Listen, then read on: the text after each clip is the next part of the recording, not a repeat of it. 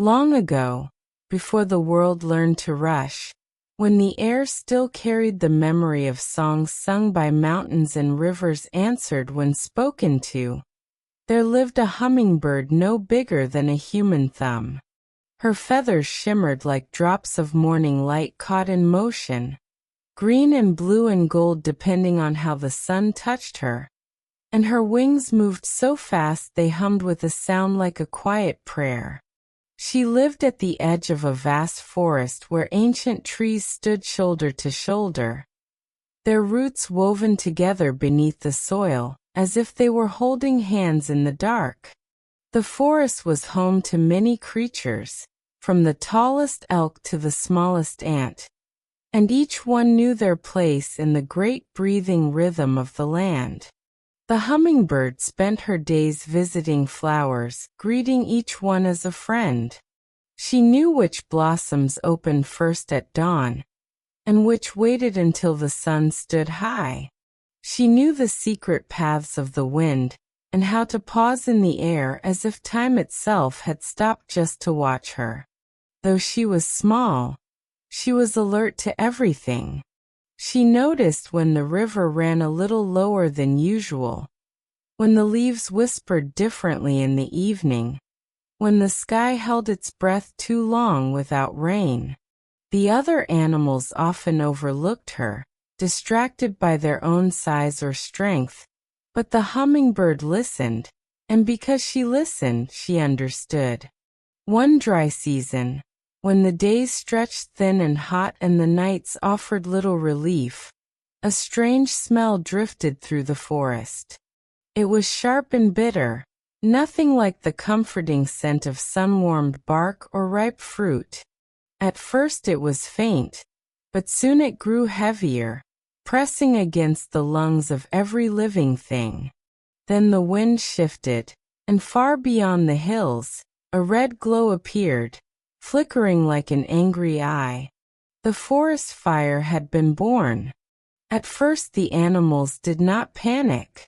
Fires had come before, small ones that cleared old brush and made room for new growth. But this fire was different. It moved fast, leaping from tree to tree, driven by thirst and wind. The sky darkened, and ash began to fall like gray snow. Birds cried out and took to the air. Deer stampeded through the undergrowth. Even the oldest trees groaned as the heat approached, their leaves curling in fear. The animals gathered in a clearing near the river, eyes wide, bodies trembling. The lion paced back and forth, his tail lashing. The elephant lifted her trunk and trumpeted in distress. The monkeys clung to one another, chattering in fear. They watched as flames climbed the distant tree-line, devouring everything in their path. No one knew what to do. They were strong, they were fast, they were clever, but the fire was stronger, faster, and more relentless than any of them. The hummingbird hovered above them, her wings beating furiously as she looked from the fire to the river and back again. While the others argued or froze in terror, she felt something settle in her chest, a quiet but unshakable knowing. Without a word, she flew to the river, dipped her tiny beak into the water, and carried a single shining drop back toward the flames. She released it over a burning bush, where it vanished instantly with a hiss too small to hear. Then she turned back to the river. Again and again she flew, back and forth, each time carrying one precious drop. Her wings ached, her chest burned, and the smoke stung her eyes. But she did not stop. The other animals noticed her movement and stared in disbelief. The jackal laughed bitterly and said she was wasting her strength.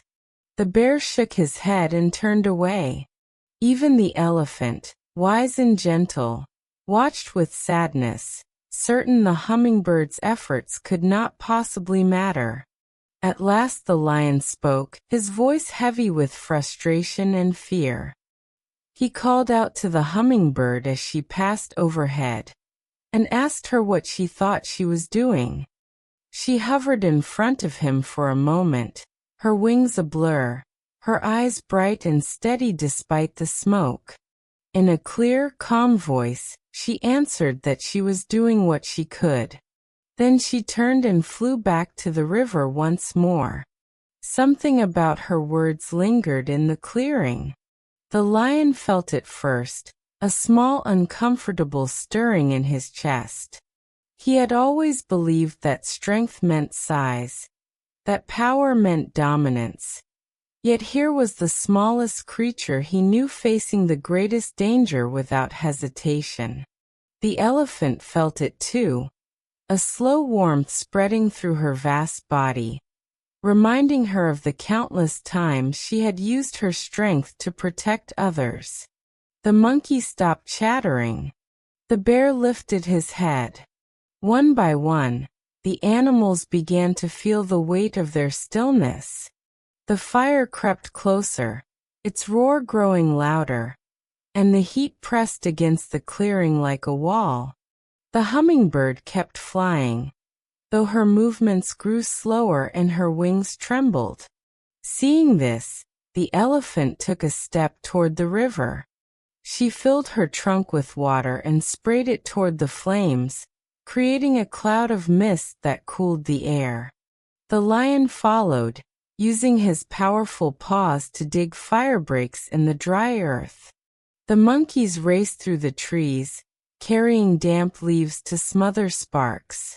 Birds larger than the hummingbird began to ferry water in their beaks.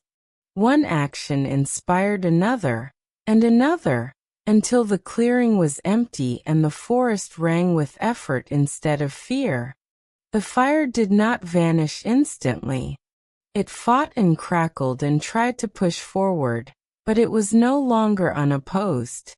The combined efforts of the animals slowed it, weakened it, and finally, as the wind shifted and the night air cooled, the flames began to die. By dawn, smoke still rose from blackened ground, but the heart of the forest had been saved. Exhausted, the animals gathered once more by the river. Their bodies ached, and their eyes were red from smoke, but the forest still stood, scarred but alive. The hummingbird perched on a low branch, her wings finally still. She was so tired she could barely lift her head. Yet her eyes shone with quiet satisfaction. The elephant approached her gently and thanked her, not for stopping the fire alone, but for reminding them of who they were meant to be. The lion bowed his head, acknowledging a courage he had not recognized before. None of the animals laughed now. They understood that the size of an action did not measure its worth, and that waiting for someone else to act was its own kind of surrender. In the seasons that followed, new green shoots emerged from the ashes, and flowers bloomed brighter than before. The forest remembered the fire, but it also remembered the hummingbird. Parents told the story to their young, not as a tale of heroism defined by strength, but as a lesson carried on tiny wings.